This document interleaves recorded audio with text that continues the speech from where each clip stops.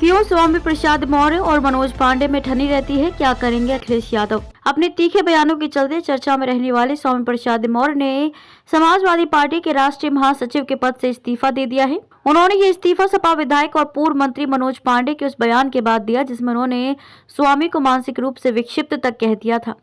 इससे पहले भी दोनों के बीच बयानबाजी चलती रही है, लेकिन ऐसा नहीं है कि यह दावत दोनों की स्वामी प्रसाद मौर्य के सपा में आने के बाद से ही हुई है। दोनों नेताओं के प्रतिद्वंदिता का एक लंबा इतिहास रहा है और फिर दोनों जब एक ही दल में पहुंच गए तो भी ये खत्म नहीं हुई, बल्कि वर्चस्व की जंग में तब्दील हो गई।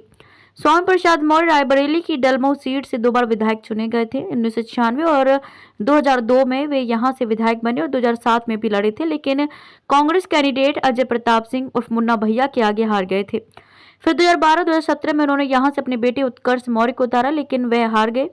एक बार बसपा से बेटे ने चुनाव लड़ा और फिर 2017 में भाजपा से उम्मीदवार बने, लेकिन दोनों बार विजय मनोज पांडे को ही मिली।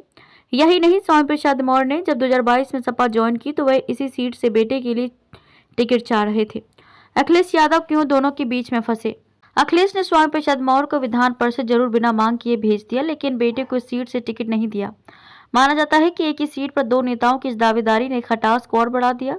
अखिलेश के आगे भी ये परेशानी है कि वे मनोज पांडे की उपेक्षा नहीं कर सकते, जो लगातार जीत रहे हैं और पार्टी के बड़े ब्राह्मण चेहरे हैं। यदि वे पार्टी छोड़ भाजपा में भी गए तो उनके लिए राह कठिन नहीं होगी, लेकिन स्वामी प्रसाद मौर्य की परेशानी ये है कि वे भले ही प्रतापगढ़ के कुंडा के रहने वाले हैं, लेकिन उनकी सियासी जमीन ऊंचा हार में ही रही है।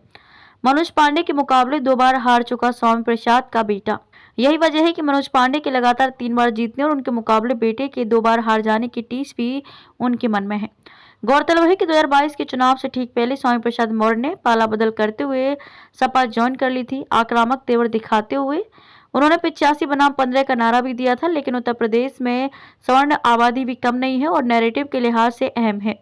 ऐसे में अखिलेश संभल कर ही चलना चाहते हैं और स्वामी की कीमत पर मनोज को खोना नहीं चाहते। वे दोनों को साधने की कोशिश में है, जो बहुत आसान नहीं होगा।